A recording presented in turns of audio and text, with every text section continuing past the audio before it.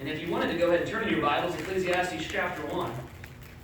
Ecclesiastes is an interesting book in a large portion because so much of it is Solomon's attempt to find meaning in the world. Specifically, the phrase under the sun is going to play a big part in our understanding of the concepts in Ecclesiastes. And what he means is, as it pertains to the earth, as it is constrained to an understanding from this present existence. And a lot of the things that he's going to talk to have nothing to do with eternity, have nothing to do with moving beyond this. It only is constrained to the earth. And so that's a big, important part of the concept of the book of Ecclesiastes, and one of the reasons why it's a fairly difficult book to not just preach through, but ultimately to deal with, is because there's so much philosophy in it. And I don't personally like philosophy when we're talking about biblical concepts. I took a philosophy class in college when I was going to Ball State, and I loved philosophy until I took that class and actually understood what philosophy was. And philosophy effectively is the attempt to sound really smart while saying something really dumb. The smarter you can sound while saying something really dumb, the better philosopher you become. And I had an instructor who was adamant against Christianity, and of course I was convinced I was going to be the turning tide to his spiritual life. And I took a few weeks, in fact, trying to formulate an argument that would work for this instructor. And over the course of a few weeks, the more times we talked about creation, the more times we talked about the Bible, the more convinced I was that all of my work was vanity, as the writer of Ecclesiastes would say. And I tried to deal with him, but the problem ultimately with philosophy, in my experiences, some philosophers are interesting and they say interesting things, or even useful things under the sun, but they're not concerned about the next life. They're not concerned about the future. They're not concerned about Christ because their focus is here. And there's not a lot you can do about that. So we deal with a world that's very much like that. In fact, in 2005, a long time ago, in 2005, Tom Brady was interviewed by 60 Minutes, the journalist Steve Croft. And despite the fame and the career accomplishments he had already achieved, 3 Super Bowl rings, in fact, Brady told Croft that it felt like something was still lacking in his life. Croft asked him, "What's your favorite Super Bowl ring?" And he answered, "The next one." It's always the next one, he says, that seems the sweetest, which implies that he is not necessarily able to appreciate the ones he's received so far. They ask him, "Why do you have 3 Super Bowl rings?" Or why do I have, he says, 3 Super Bowl rings and still think there's something greater out there for me? I mean, maybe a lot of people would say, "Hey man, this is what it's all about. I reached my goal, my dream, my life." Me, I think it's got to be more than this. I mean, this isn't all it's cracked up to be. This can't be everything. And when Croft pressed Brady as to what was right, or what the right answer was, he added, "What's the answer? I wish I knew." He says, "I love playing football and I love being quarterback of this team, but at the same time, I think there are a lot of other parts about me that I'm trying to find." And the more people I talk to out in the world, the more people who are devoid of a relationship with God or don't really understand their relationship with God, the more I find this to be the case. Ecclesiastes is honest about the troubles of life. If you're in a bad mood, if you're feeling really down, Ecclesiastes is probably not the book you should read, because it'll make you feel worse. It'll make you feel like nothing really matters and like, well, this whole world is a big pile of flaming garbage. And sometimes, to be fair, it can be. More than any other book in the Bible, Ecclesiastes captures the futility and frustration of living in a fallen world. It is honest about the drudgery of work, the injustice of government, the dissatisfaction of foolish pleasure, and the mind-numbing tedium of everyday life. One thing I would encourage us all to do is think of the book of Ecclesiastes as the only book of the Bible written on a Monday morning. The book of Ecclesiastes, he says in Ecclesiastes chapter 1 and verse 1, he says, "The word of the preacher, the son of David, king of Jerusalem." And if we go over to 1 Kings chapter 2, we find out who that is. We already referenced him And though there would be a couple of situations where there was some question as to who would be king, though David had already ascribed the kingship to Solomon, there were a couple of individuals who would attempt to usurp that throne, both during David's time, his own son, and even just shy of David's death. There would be some who would try to steal the throne.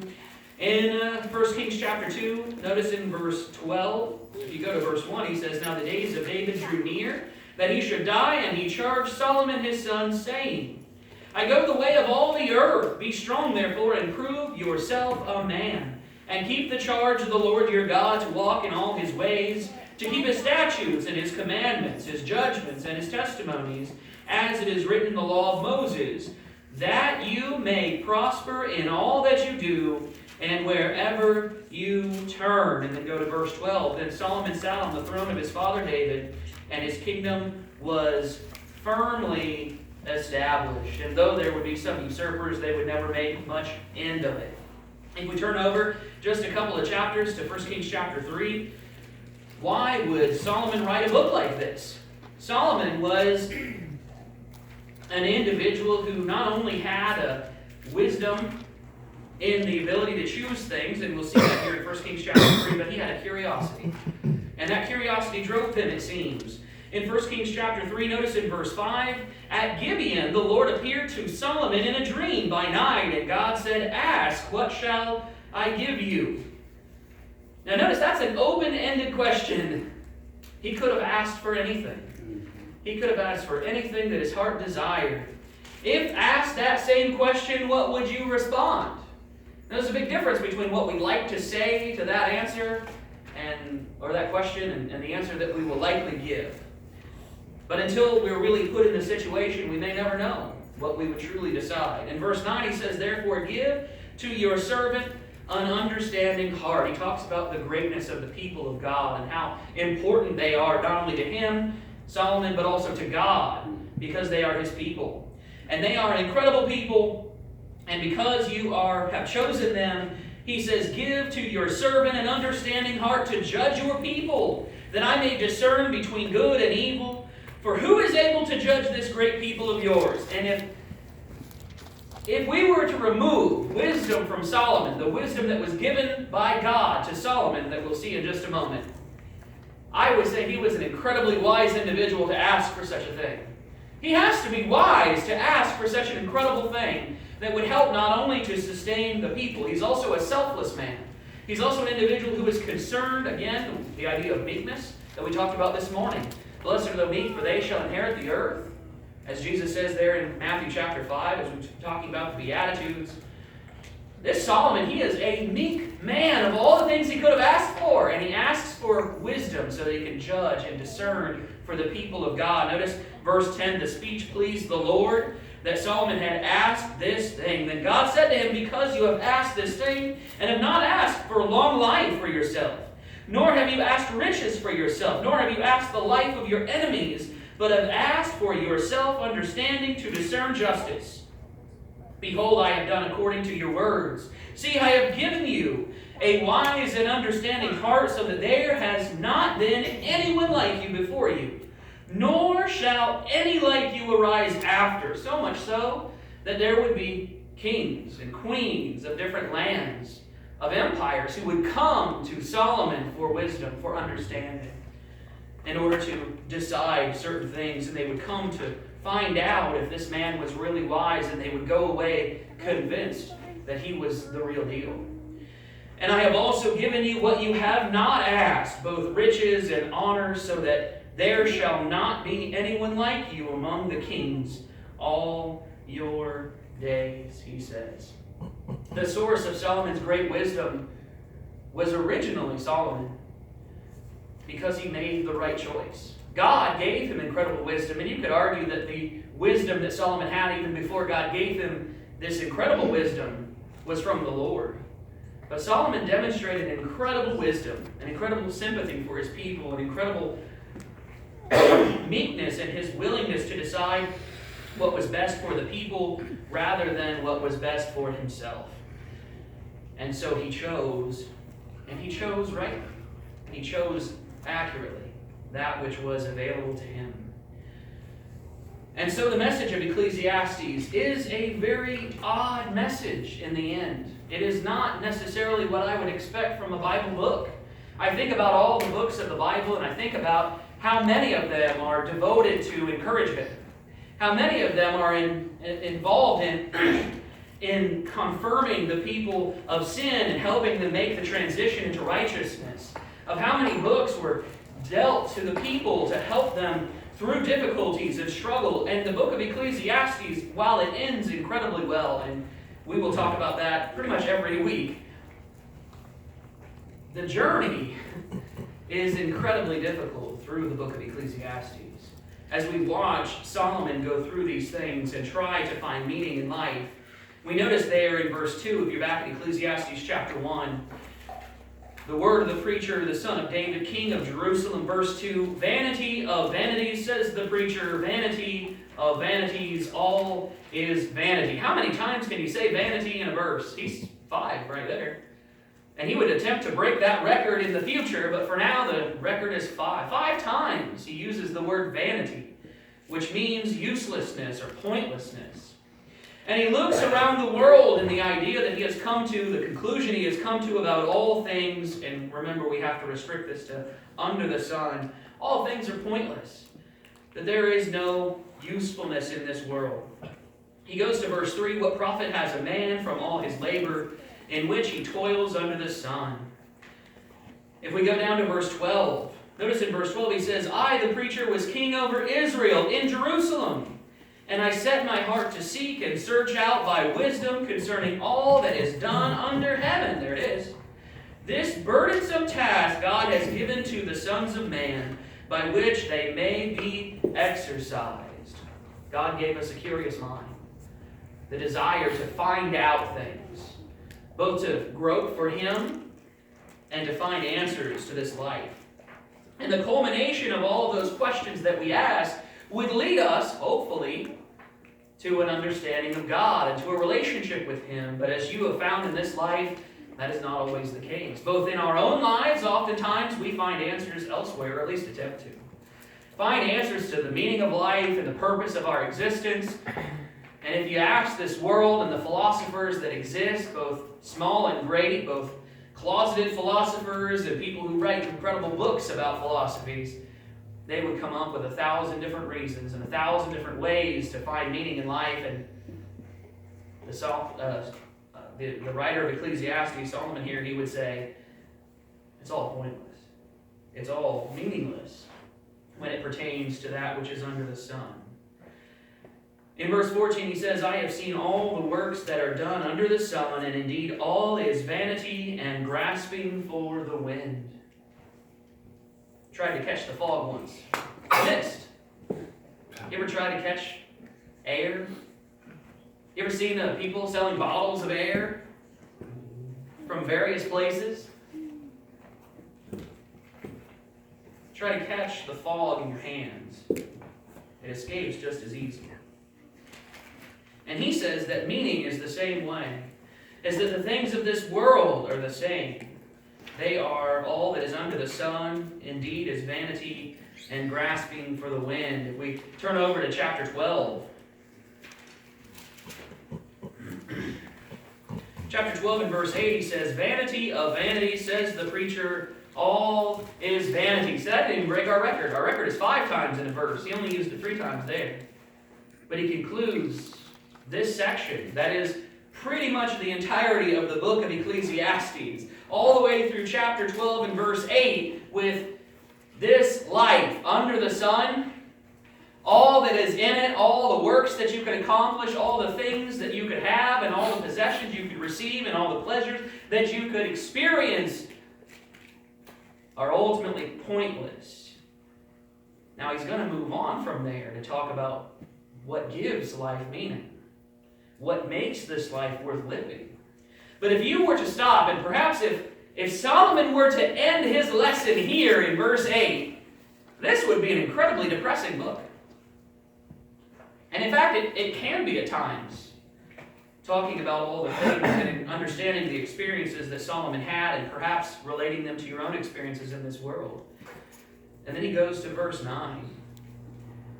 And moreover, because the preacher was wise, he still taught the people knowledge. Yes, he pondered and sought out and set in order many proverbs. And we have many of those until today. The words of the wise are like goads, and the words of scholars are like well-driven nails given by one shepherd. Now, if you stop there. So he took his wisdom and he applied it to the world, and he wrote many proverbs, many more than we have. But we have 30-some chapters of proverbs, of wise sayings, of not just philosophies, but useful things.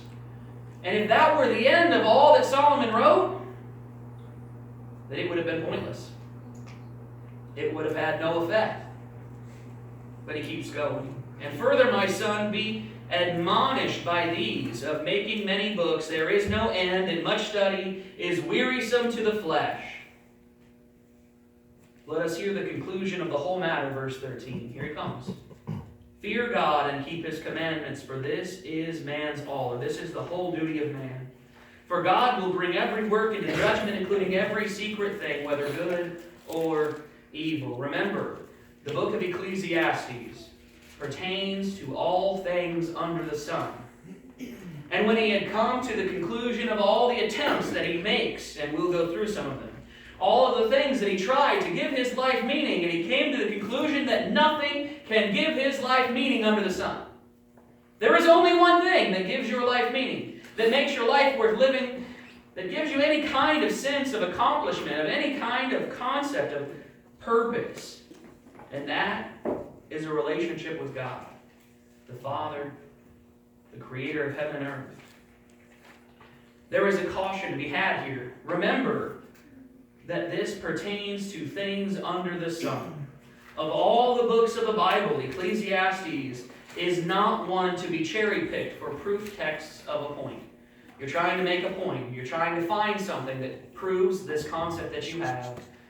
Of all places in the Bible, do not cherry-pick the book of Ecclesiastes. Context is incredibly important, because he speaks in a very poetic way, just like you wouldn't cherry-pick the Psalms.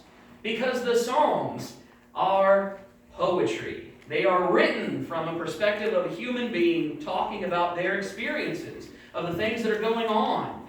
And sometimes they are expressions of emotion, deep and seated emotion, just as sometimes we want to cherry-pick pieces out of Ecclesiastes specifically. But remember, when he is talking from an idea that he's talking about that which is under the sun. Unless you're talking about chapter 12, verses 13 and 14, he's talking about things that are explicitly under the sun, relating to this world.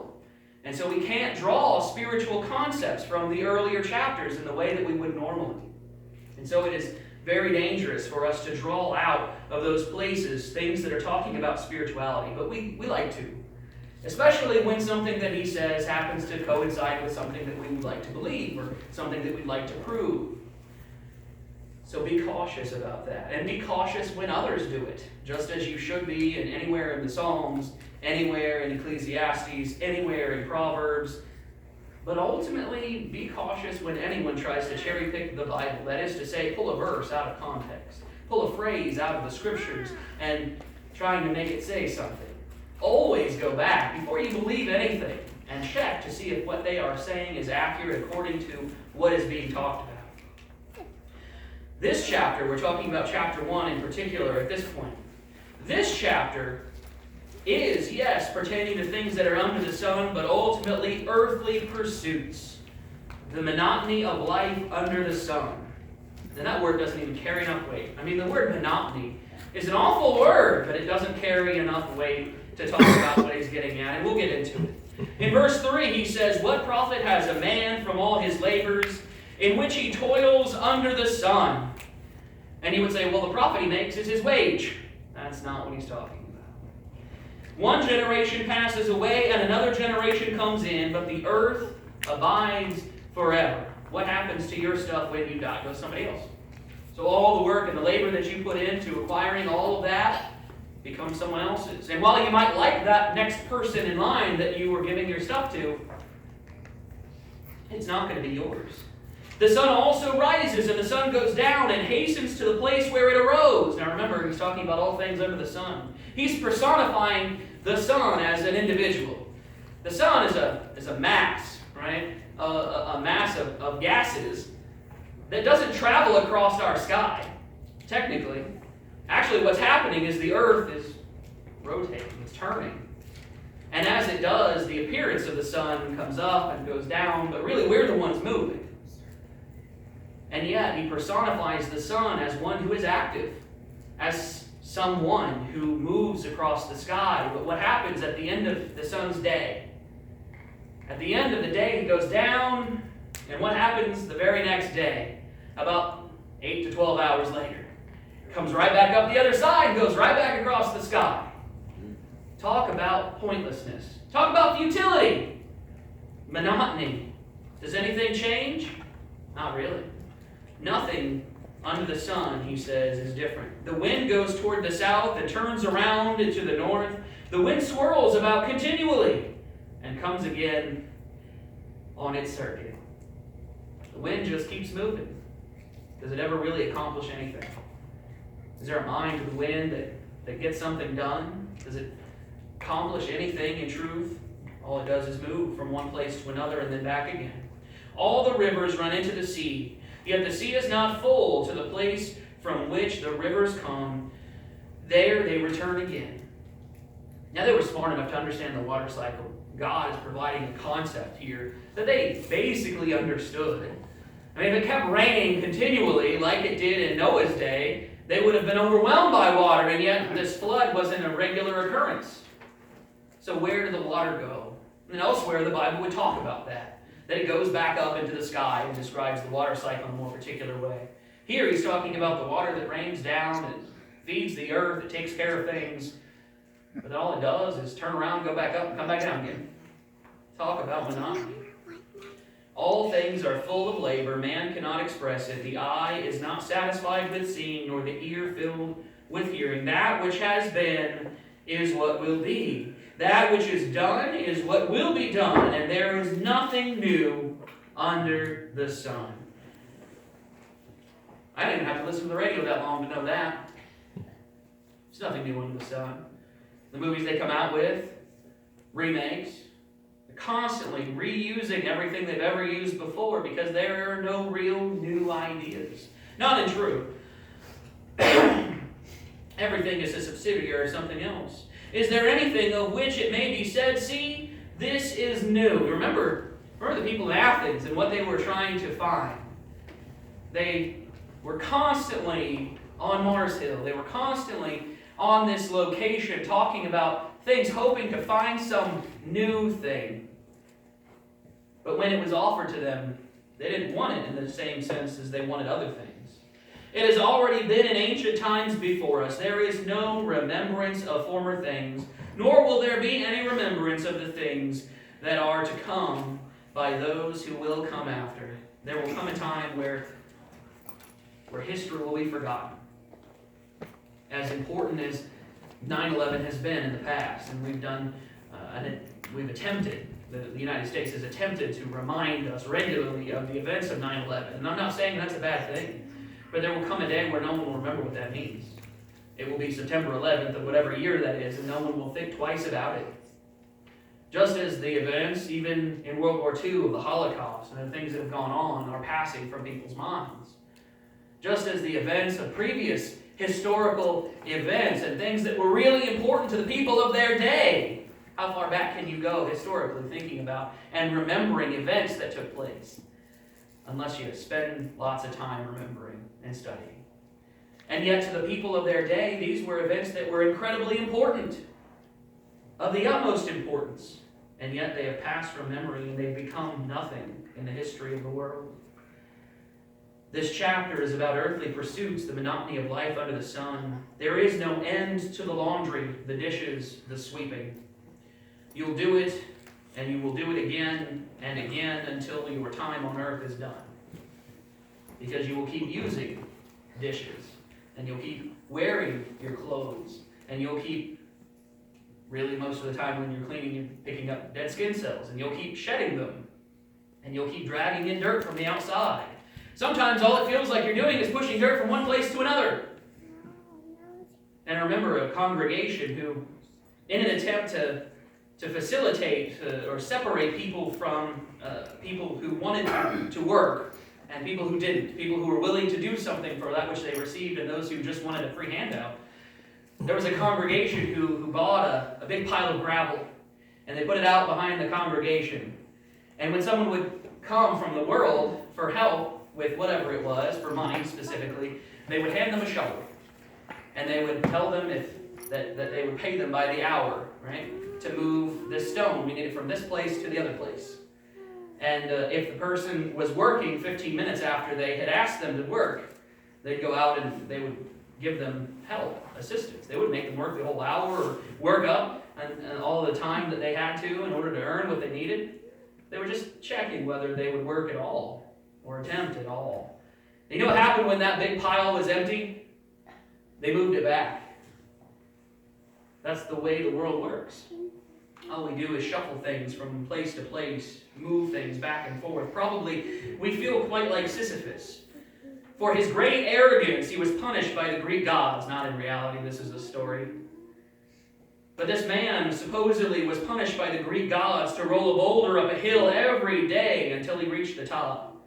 Unfortunately, the stone was enchanted to roll back down the hill just before it reached the pinnacle. And so for eternity, Sisyphus, according to this Greek mythology, pushes that stone up the hill. Sometimes I feel like Sisyphus. What point is my life at? What accomplishment have I made? What difference have I wrought? If God is not real, life is entirely pointless and ultimately vain. And that is Solomon's point. Some people in this world understand that. If I were not a Christian, and I'm speaking this from personal perspective, if I were not a Christian, what would you do? And so some people, when they come to this conclusion that God does not exist, it's a wrong conclusion, but they come to it. They strive to be remembered in history books. They strive to find statues of themselves erected from the great things that they've done. And they do such things hoping to give meaning to their lives. They're hoping to matter. They're hoping to make a difference. Some become monsters in order to be remembered. Some people will do awful things simply to be known because they know that nothing else will change. Nothing else will keep them remembered. There are many individuals, many of the school shootings where the people involved, that's how they felt. They felt invisible. They felt like they didn't matter, like they had no effect on the world. And because of it, they found a way to matter in the most horrible way possible. But they would be remembered, and so they would become slightly immortal in their minds. They would become slightly more important than to the world, even if for an awful reason. Or they entirely give up on meaning and chase pleasure to the end. You probably know people like that too, who don't care about meaning, who don't care any longer about morality, or even the concepts of morality in the culture. They give themselves fully to pleasure, and they don't care at all about the consequences. In Philippians chapter 3, we find the struggle. Here he's describing this struggle, the struggle between what seems to matter and what really matters. And the world cannot grasp this. The world not only struggles with this, but they fail miserably. Notice in Philippians chapter 3, Paul very accurately represents the feeling of the world. He says, "For many walk, of whom I have told you often, and now tell you even weeping, that they are enemies of the cross of Christ, whose end is destruction, whose God is their belly, and whose glory is in their shame, who set their mind on earthly things."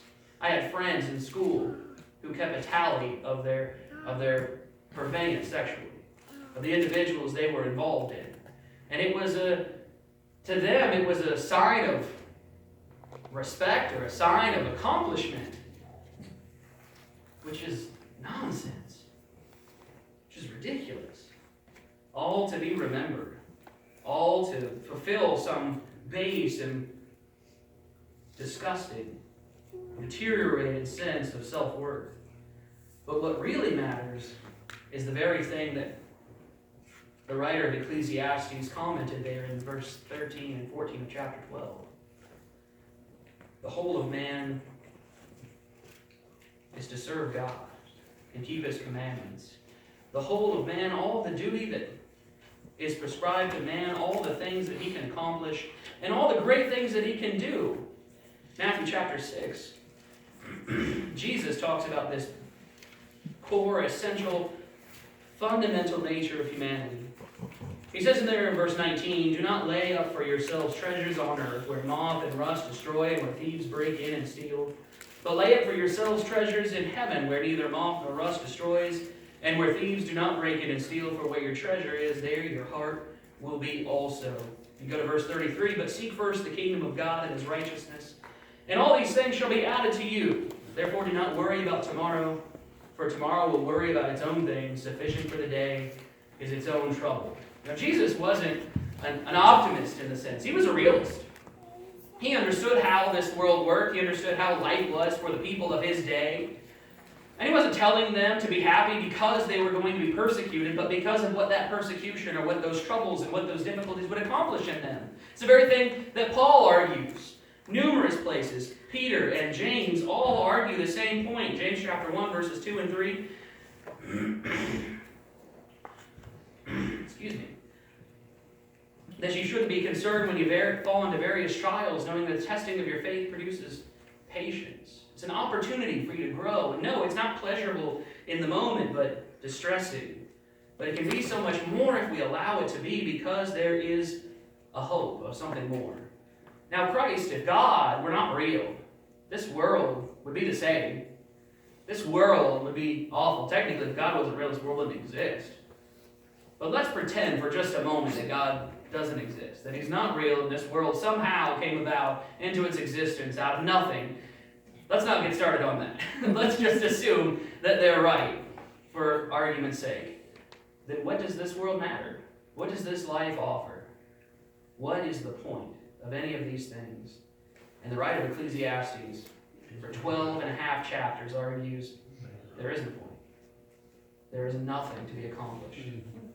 There is nothing that matters.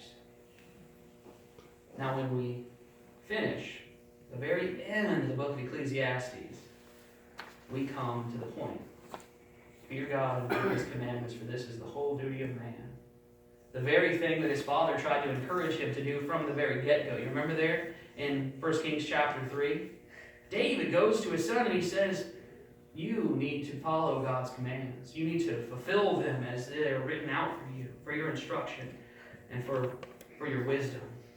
And it was an opportunity for him to do what really mattered rather than simply what seemed to matter.